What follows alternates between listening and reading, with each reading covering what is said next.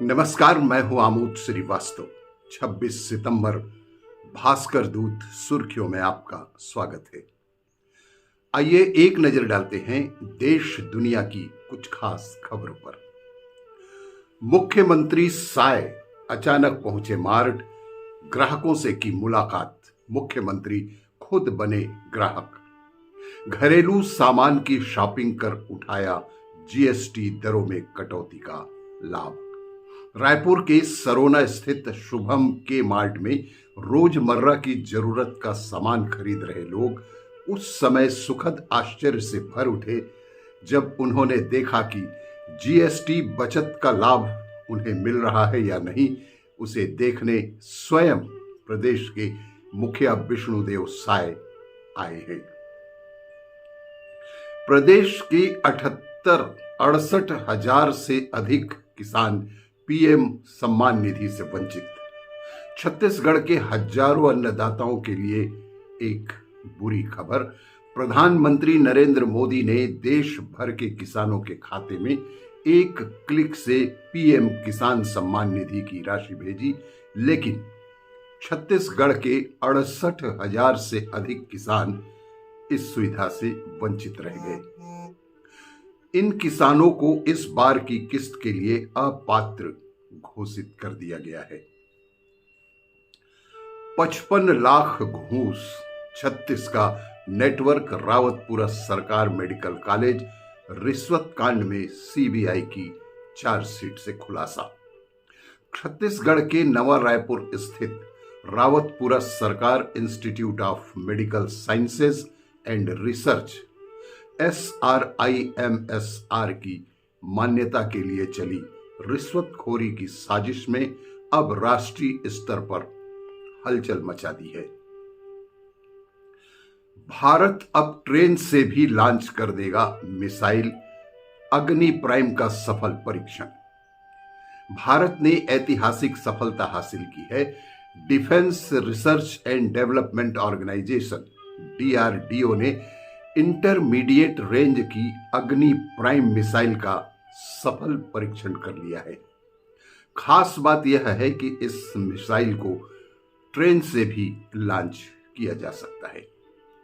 अग्नि prime rail आधारित mobile launcher से छोड़ी गई है। रक्षा मंत्री राजनाथ सिंह ने सोशल मीडिया पोस्ट के जरिए इसको लेकर जानकारी शेयर भी की है। संघ से समाज तक भैया जी का समरसता model.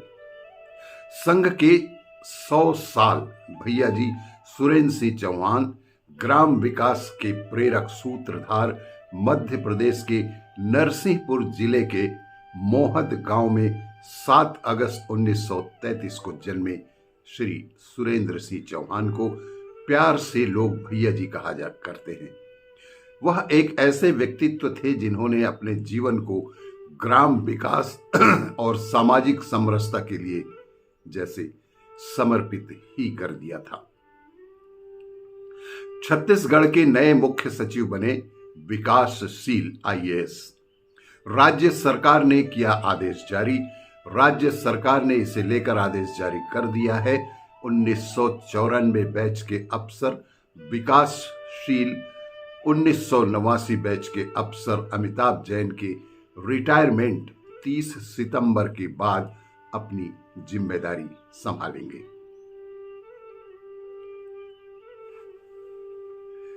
Retired IAS Niranjan Das समेत कारोबारी पिता पुत्र कोर्ट में पेश। शराब घोटाला मामले में EOW की रिमांड पर चल रहे रिटायर्ड IAS निरंजन दास, कारोबारी नितेश पुरोहित और यश पुरोहित को गुरुवार को ACB EOW की विशेष अदालत में पेश किया गया। पिछले दिनों गिरफ्तारी के बाद अधिकारियों ने तीनों को रिमांड पर ले लिया था। शराब घोटाले की जांच 3 माह में खत्म करें जांच एजेंसियां। सुप्रीम कोर्ट ने आदेश दिया है कि ईडी को 2 माह में, अब EOW को 3 माह में शराब घोटाले से जुड़ी पूरी जांच और विवेचना पूरी करनी होगी। आईएएस सर्वेश भूरे को केंद्र में बड़ी जिम्मेदारी, बने ज्वाइंट टेक्सटाइल कमिश्नर। वरिष्ठ आईएएस अधिकारी छत्तीसगढ़ केडर के डॉक्टर सर्वेश्वर नरेंद्र भूरे को केंद्र सरकार ने बड़ी जिम्मेदारी सौंपी है। उन्हें ज्वाइंट टेक्सटाइल कमिश्नर नियुक्त किया गया है। वर्तमान में भूरे राजनांदगांव जिले के कलेक्टर के पद पर कार्यरत हैं। डॉक्टर भूरे को जल्द ही रिलीफ कर केंद्र में नई भूमिका में भेजा जाएगा। पोस्टल बैलेट की गिनती पूरी होने तक ईवीएम नहीं खोली जाएगी। चुनाव आयोग ने बिहार विधानसभा चुनाव से पहले मतदान और मतगणना प्रक्रिया में एक महत्वपूर्ण बदलाव किए हैं। वेस्ट इंडीज के खिलाफ टेस्ट सीरीज के लिए भारतीय टीम का ऐलान। भारतीय क्रिकेट कंट्रोल बोर्ड बीसीसीआई ने वेस्ट इंडीज के खिलाफ 2 मैचों की टेस्ट सीरीज के लिए भारतीय टीम की घोषणा कर दी है। शुभमन गिल को टीम का कप्तान नियुक्त किया गया है, जबकि रविंद्र जडेजा उप कप्तान होंगे। समीर वानखेड़े ने शाहरुख खान और नेटफ्लिक्स पर दायर किया मानहानि का केस।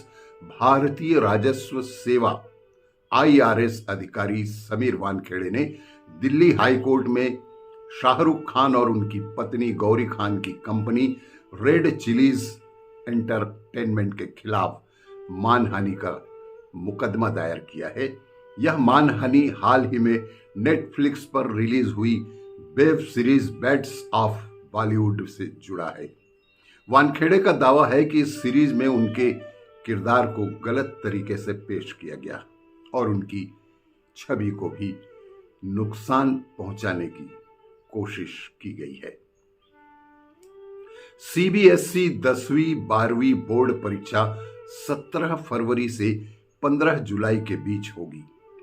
केंद्रीय माध्यमिक शिक्षा मंडल सीबीएसई ने अस्थायी डेट शीट जारी की है। परीक्षाएं 17 फरवरी से 15 जुलाई 2026 के बीच होंगी। इसमें कक्षा 10वीं और 12वीं की मुख्य परीक्षाएं, खेल छात्रों की परीक्षाएं, कक्षा 10 की दूसरी बोर्ड परीक्षाएं और कक्षा 12 की पूरक परीक्षाएं शामिल होंगी।